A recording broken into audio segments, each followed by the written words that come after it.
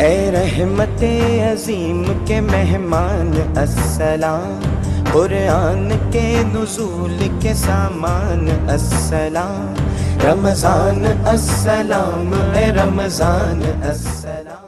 اللهم صل على محمد وعلى آل محمد كما صليت على إبراهيم وعلى آل إبراهيم إنك حميد مجيد۔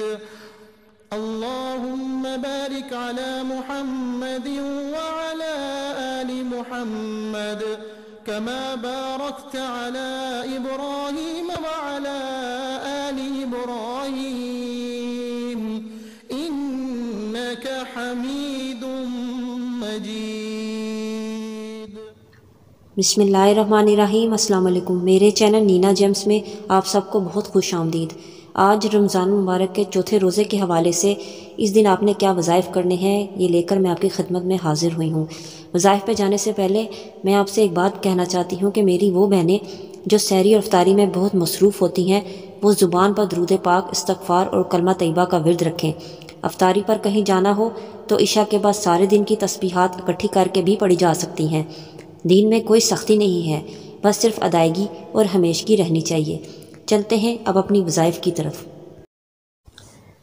رمضان کا چوتھا روزہ، بعد نماز فجر آپ نے پڑھنا ہے سورہ فاتحہ 40 مرتبہ۔ بعد نماز ظہر یا حیو یا قیومو 133 مرتبہ پڑھیں۔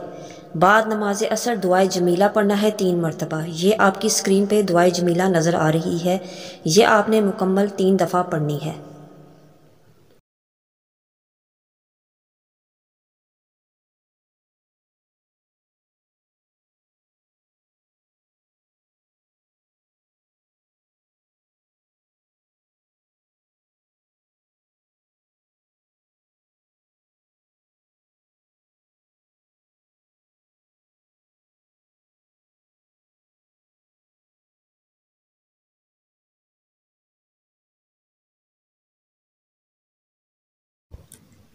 اس کے بعد آپ نے بعد نماز مغرب سورۃ 3 پڑھنی ہے 11 مرتبہ۔